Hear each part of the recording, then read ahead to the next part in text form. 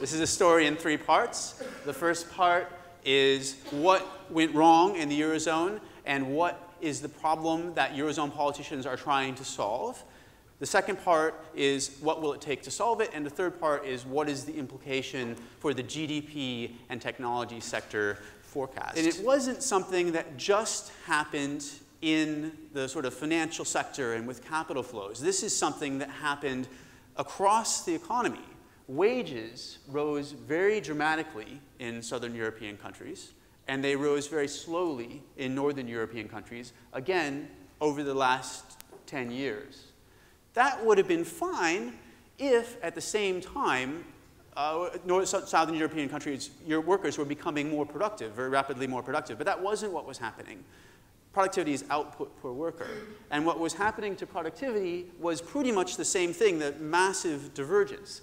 Northern European countries' workers were becoming much more productive, and Southern European workers were becoming more productive, but at a much slower rate. So you had Eurozone economies coming out of alignment, and most famously, the issue we're all paying for today, which is that in government debt, Northern European countries started spending, basically didn't increase their spending by very much, and Southern European countries increased their spending by quite a lot. The most dramatic case, of course, being the stingiest country in Northern Europe, Germany, and the most generous country in Southern Europe, Spain. But also Greece and Portugal increasing government spending very rapidly over these 10 years of monetary union. And at some point, it all had to end in tears. If you remember my speech from last year, you'll know that I'm oversimplifying this quite a bit, but essentially at some point that difference between Eurozone economies started to matter to investors, and this is the difference between German government bond yields and government bond yields of other countries in Europe. As you know, Greece is off the chart and eventually defaulted on its debt. There was a genuine problem of misalignment. The kind of good news about that is the kind of squabbling. You might have been thinking that over the past 2 years, the reason the Eurozone crisis has not been solved is because Eurozone politicians have simply been doing nothing. And it does appear often that they're simply in a squabbling and can't get anything done. But in fact, that's not the case. There is a tremendous amount that is being done. It is just something that is incredibly difficult because you're trying to undo 10 years of economic misalignment in a very short time, which is extremely painful. And there's a legitimate question over who is going to pay for it. Is it going to be Southern Europe through painful austerity, or is it going to be Northern Europe through fiscal transfers to Southern Europe?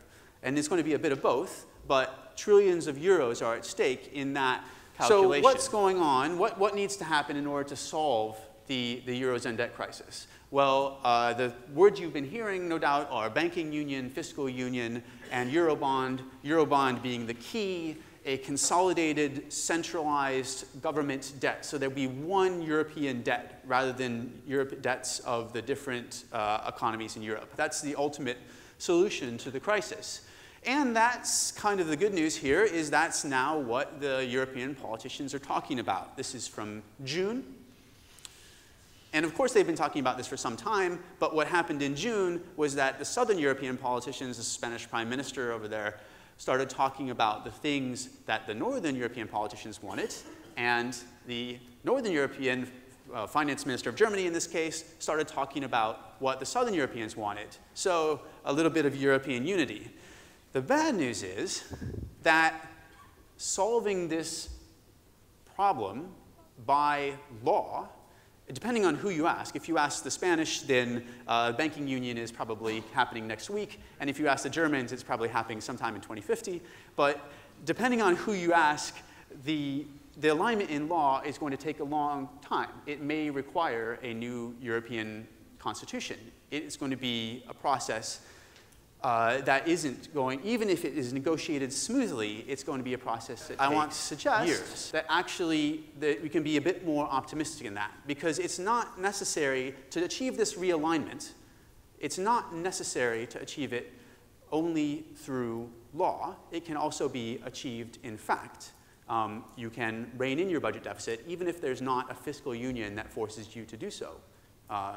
You can have bailouts by the ECB which is what, indeed, the commissioner of the ECB has promised. But who has done it is, of course, Ireland. Ireland really, from the get-go, from the moment the crisis happened, put into place a series of extremely painful reforms. And yes, of course, there were other factors going on as well. So I'm simplifying a bit. But Ireland has actually achieved quite a bit of the realignment that it needs to achieve, already to the level of France and closing in on Germany. And this is not something that's just happening in Ireland's real economy. It's something that is happening, and it has been noticed in the bond markets. What does this mean for the real economy? The good news on this slide is that Ireland, again, I talked about, Ireland, our forecast for Ireland is still negative, but it is much less negative than it was last year. We were too pessimistic last year. So realignment, achieving that kind of economic realignment is producing results for Ireland. And our forecast now, again, there are a lot of numbers here, and the slides will be sent around. But basically, we get beginnings of a recovery in 2013, 2014 for mini markets, and then 2015 starting to see a real growth. What I want to focus on is those numbers that I've highlighted in green. That's 2013 versus 2012, looking at next year versus this year. So when I did this last year, I was saying next year is going to be worse than this year. What I'm saying now is that next year is going to be better than this year. We probably have passed the low point.